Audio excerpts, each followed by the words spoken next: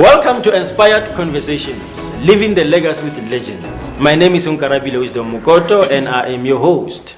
What you wear says everything about you.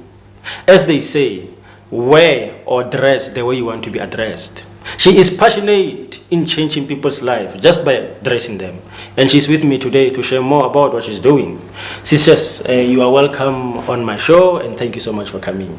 Thank you for having me. Yes. Can you just start by explaining who are you, who is Chaz, where do you come from, where you're born and stuff like that? Okay, Chaz is a girl from a small town called Pietermaritzburg in KZN. I grew up with both parents, very comfortable middle class life. My mom was an educator, my dad was an entrepreneur. And it was a very small, knitted family, grew up in the church, but I always had big dreams. Before I even traveled, I knew that I had a global vision. I wanted to go to America. So it started just from the obsession of being in America and growing from there. And by God's grace, I was lucky to travel, studied abroad and worked abroad. That's when I was headhunted back to South Africa, and that's when the dream started, where I came back and realized that within the retail space, us as black people, we are just consumers of the product. We love fashion, we aspire to look a certain way, but we really have a voice within the biggest space. So I decided to resign and start a company called Color Lifestyle, where I can approach the retailers to produce and manufacture their clothing and grow the supply chain. Okay. That's a wonderful one. But before we go that, yes. I just wanted you said something that you always knew that, you want to go global and you want to go to America. But when you were young, what actually inspired you to think that, I want to go abroad? Were you watching a TV maybe, then you saw America, or what happened? I used to watch the TV and I used to read a lot. And I was also fortunate to also go to move from a township school when I was in primary. So my teacher, Miss Christie, at the time would just always inspire us to say, you always have to think beyond.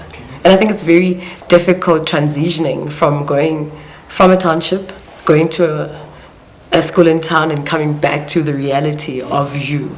But just being there in the hours, once you actually stop the fighting and the battle within, you actually start letting go. And that's when I actually realized that, wow, my friends had so much dreams. They wanted to go to London. I've never thought of London. They want to go to America. So that's when I started reading more about America. Okay. And that's when you start listening to music as you become a teen. Oh, I love hip hop. Where are all these artists from? Why such influence? Oh, so many opportunities. Then you realize that it is possible. Okay. Right. You are passionate. Yes. And you just mentioned that by dressing people, and I was asking myself, why did you choose fashion? Among all these things, when you think of creating or making difference in people's life, I'm thinking of being a speaker. Sia is thinking of being an author, right, or a publisher, But fashion, why did you choose fashion? Fashion, I think, is just, I don't know, I think we all wear fashion. Some call themselves fashionistas, some are in denial, but believe it or not, they also say something about themselves. Because fashion to me, there's that saying that first impressions, you must always make your first impression last. And we always think it's more about what you say. But in reality, it's actually also what you wear. The minute you see me, who is Chaz? If this was purple and this was brown and the shoes were green, it would have said another picture. Everything we say about how we dress communicates who we are. You wearing the way you are, you're communicating a statement of who you are. Yeah. Okay. And I think it's so amazing that people don't know the power they have, that even their clothes communicate who they are and what they're saying about themselves. So I want to educate, I want to empower people so they know. So did this dream or desire start when you're still young, or started when you were at It's quite funny. I actually discovered fashion when I was working in London in IT. So here I am. I've moved from engineering. Yes, I was once an engineer, to IT. Yeah, I've evolved. Now I'm in IT, and my boss was like, "Oh wow, you are the most colorful, talkative, IT person we've ever had, and everyone likes you, Miss Personality. So if you were not doing this, what would you be doing? And that's when I said, maybe fashion. Okay. So imagine this is my third career. And again, it goes to how our parents almost frame us to being in certain careers based on marks, based on maybe even us, lack of knowing ourselves. You just think, what am I going to be? I'm going to be a doctor. And it's the first thing you do. Yeah. As you work, you evolve, you think, hold on, am I really a doctor? That's what happened to me. I was an engineer, moved from engineering to IT, and from IT, fashion, I always said, discovered me. But now when I talk to my parents and my family, they say, you were always a fashionista. Because you always dressed a certain way, you always wanted a certain statement, and you were always adventurous. So, but what is the importance, as you speak about this, what is the importance of encouraging, the young people about choosing actually the career that actually you love, instead of, starting as an IT engineering and stuff like that? I think the importance, what I'm trying to say is, as parents, we cultivate the nature of understanding our children as they grow. Because now my parents tell me I was a fashionista, which I was. But because you are an academic, they want you to be. Because engineering is more stable. Engineering, you get more paid. Without actually looking at your personality in totality and your gift. So now if I've gone through so many careers to discover this, imagine if this was what I did. Exactly. How much time I would have saved. Do you know what I mean? So now you've got to do and waste money doing your other career, forcing yourself to pass because your parents want you to be. Then your parents actually looking at you now and saying, you know what, you are good with people, you can talk. Let's pursue this presenting thing. Why should you start and do a BCom before you go back to being behind the mic? It doesn't make sense. So it's actually depend on the parents. Yes, I think the parents have the big role to actually observe and to mold and cultivate. Because sometimes you find the very thing that you were born to do, your parents don't actually like or admit you are. But they have these preconceived ideas that she's going to be a nurse. And they're concerned about being a nurse, and you will be a nurse. So I think in our generation, it's a huge challenge that let's listen to our kids. What do you like? You want to play cricket? Let's see. What is cricket? Do you want to run? Let's see. Let's take them to a track. Let them, That's a powerful topic, but for another day. Let's talk about Gala lifestyle. Yes. Where did it start? And Gala lifestyle started in 2007 when I was now finally back in South Africa buying for a retail group. I realized that I was spending 300 million on my product, and there was just no diversity in the supply chain. So after then, I decided to resign and start Color Lifestyle. Color Lifestyle initially was targeting retailers because I was a buyer. So I went to Edcon, I went to Woolworths, I went to all big chain stores, and I approached them, having the experience that I understand the product, I understand the retail process, I understand the quality behind. And what we do is we will forecast for you, decide what the trends are, manufacture, and then deliver the product. We've since evolved. We're now doing corporate wear. We're now doing PPE. So we're literally now broadening our scale as not just a normal fashion retailer, but as a clothing manufacturer. Okay. That's where we kind of started, and that's where we're evolving to. Oh, that's great. Now, the question that I had, when I was just going through your profile, was that, do you also, because I remember I met another lady, actually she came to our church, and she was speaking about like how to wear, and she was good that she can even look at your body and say, okay, this clothes fit you. If you are slender, if you are, stood, then do you also do that kind of a thing where you can look at someone's body and say, no, okay, this clothes is fit for you? Yes, we do. We do styling. We're currently doing styling for soapies. We do Generations, we do Scandal, we do Rhythm City. So we do actually offer it on one-to-one basis with clients. We also do it for soapies and TV shows. Okay. So you can come to me and say, I'm a businessman, this is my profile, help me. And I will look at your body shape and say, okay, looking at how you're shaped, these colors will suit you, this silhouette will sit well on you. This is how I think you could carry your wardrobe from Monday to Friday, because this is what it communicates about you. Because I think a lot of people, as much as they are becoming successful, forget that a brand is in totality everything that you present about yourself, from your shoe to your clothes, to your hair, to your colors, to the way you present. That's how we formulate a brand called you. No, it's true. It's true. There was an argument, Yes. you know, and you know this about argument, and as you've mentioned, I agree with you that, you know, what you wear actually says a lot about you, and as you talk about branding. But there was an argument about successful people, you know, like Steve Jobs. Right. You remember that? I know Steve Jobs. You know, those people are successful, but the way they wear just simple, you know. And then this say that don't judge book by its cover. What is your say on that? That's always a contradiction, because yes, it is. You shouldn't judge people by the cover, but in all honesty, we do. Steve Jobs was judged. If I dress like Steve Jobs today, you will judge me a certain way, irrespective to what I do. So I think to avoid that, dressing a certain way, you're cutting the preemption of what you could be. Do you know what I mean? Yeah. Because I can wear gym clothes because I like gym, and if I just come here rocking up in my tights and my workout top, and I'm like, yes, I like gym, but we're talking styling, would you believe that I can possibly make you look better? No. Exactly.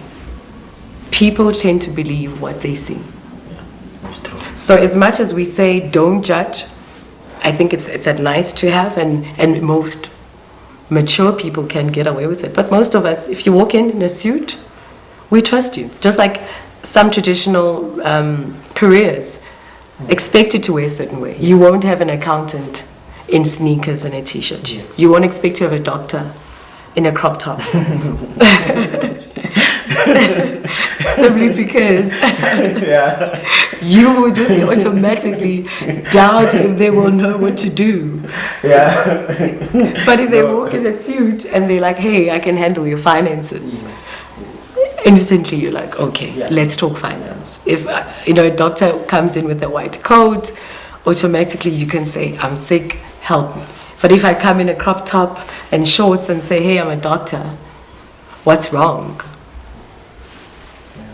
Would you really deeply believe I can? You know, you remind me, you know, even though you are walking in town and you don't know the direction, Yes. you know, you are going to look at someone, like the attire, you know. True. It's either you look at someone who's wearing a suit and say, okay, I can trust this one. Or you look at maybe a security. Just the clothes will actually say, who can you ask for Exactly. information from? So I think, So if that wasn't the case, you would ask anybody. yeah. But we all know that you don't go around asking directions from everybody. You actually scan and go, okay, who can I likely trust here, or who can not lose me here? Okay, it's the guy with the suit or the lady with the uniform. Yes. I think that's what clothes communicate. Yeah, yeah. No, you know, I'm learning a lot here. I'm learning a lot. Now, when you started your business, tell us about funding. Was it difficult to get funding, or did you fund yourself? What really happened? It was very difficult to find funding initially. So I was self-funded. I ended up having a business partner. And it worked for a little while, but also I think the timing, it was just early, just we're way ahead of our times. With the recession in 2009, we had so many cancellations, we were forced to shut down. So having that experience and the context that I had, it was a humbling experience. And the funniest thing also that I laugh about, when I then just shut down, that's when the funders came back. 5 years later, they come back and they go, are you still alive? Let's do this. And you're like, actually I just closed last year. So from then, obviously, you know, your confidence is down, you taking it personally. It was a very emotional journey to get myself out of that, to go, you know what, it happened. There were lessons learned, the good and the bad. But the good was, I was young, I was in my early 20s starting this business. And by God's grace, later on, I started again. And now I had the school fees behind me. I knew what to do, I knew what not to do, how to cut costs. And again, it was done the self-funded route. And as I carried on and became stronger and stronger, fortunately for me, then a funder came on board, the IDC. Then they came on board and said, okay, you look like you're consistent, you look like you're growing. how do we then help your dream get bigger? So the most important thing I think for most entrepreneurs is we think as you start off, funders will fund you instantly. They don't. You have to be able to put your own money. It's almost to put your money where your mouth is. Let's see you run it. You waste your own money. Test your own idea first. Make it work. Then we'll back it up. Please encourage upcoming entrepreneurs about that. Can you just elaborate on that? Someone is watching the show now and it's there. And they think, what? Yes. Being an entrepreneur is difficult. It's hard. It's harder than we actually talk about, I think. I think there should be shows where I must come and moan. It'd be like, boo, hoo, hoo. It's hard. Yeah. Because I think a lot of people, once we meet them, like you seeing me now, I'm growing. I've evolved. So how I sound is completely different than how I sounded in the beginning. And I think it's almost important to have had the interview with me beginning, where I'm raw and I'm scraping off the floor and I'm like, I'm dying, give me water. Because that's exactly how it is. Yeah. But the one thing that's for sure, you are the fuel to your dream. No one is going to fund your dream. No one is going to give you fuel. You've got to dig deep when you want to stop and make it work. So before I can believe you can make it happen, you've got to show me you can. So it means the whole dream, then it becomes more than a dream and a calling. It's a whole mammoth task. Because now you've got the calling, you have to make the money, you have to fund the vision, you've got to motivate your team, if you have a team, you've got to convince clients to buy into your dream. All of this from one person. So it's almost like this supernatural calling that I am grateful that I did, but I also think it would not have been possible without God, without my parents, without my family.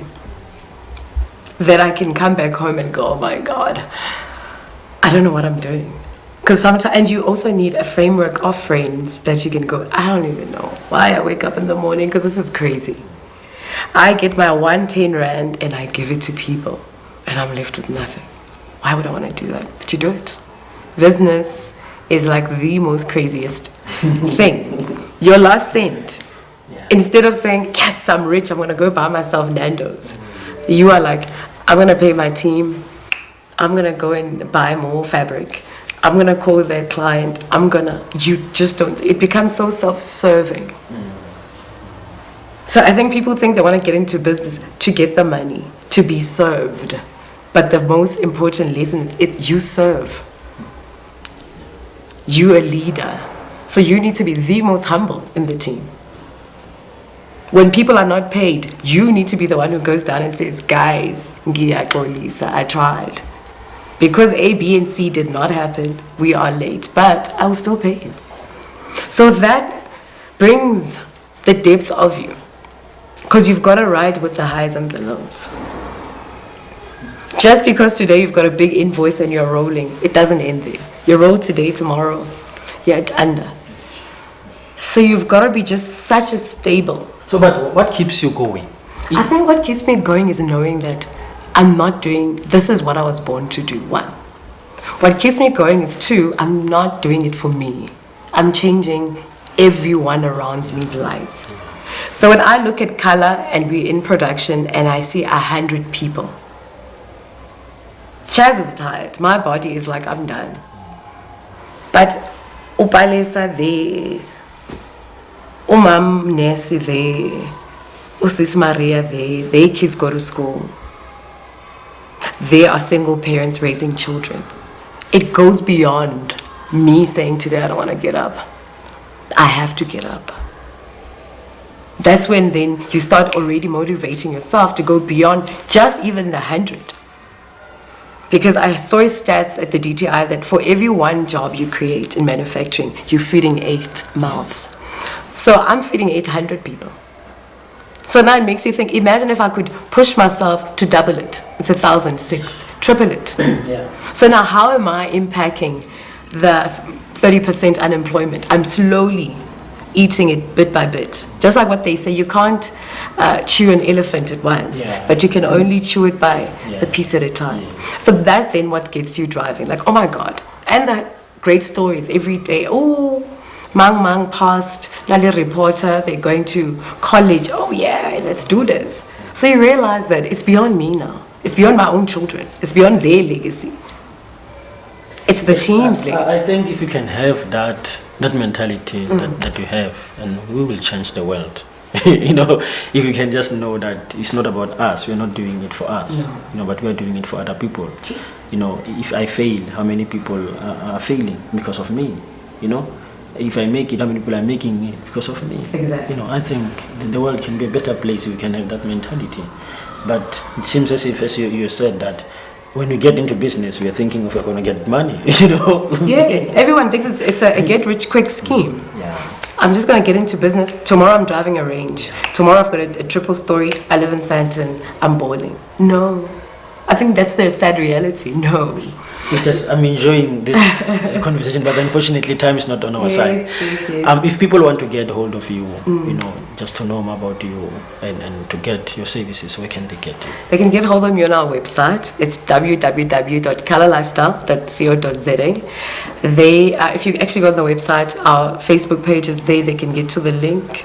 It's Facebook's /Color Lifestyle. We're on Twitter, Color Lifestyle. We're on Instagram, Color Lifestyle. My email address is chaz@colorlifestyle.co.za. I'm always available. You can hit me up and we can chat.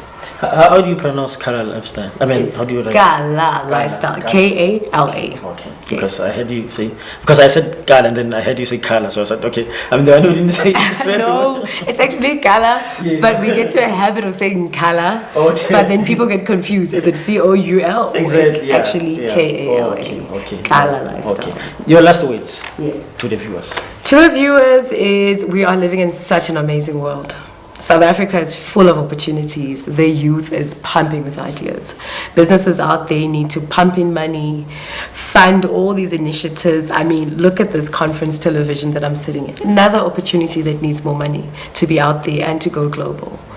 So, and for everyone with a little dream, they need to believe in themselves. They need to talk to people. They need mentors.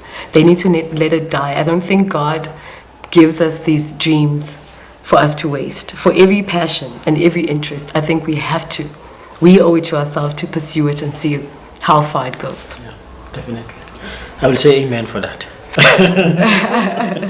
Thank you so much for coming to the show, and I'm so inspired.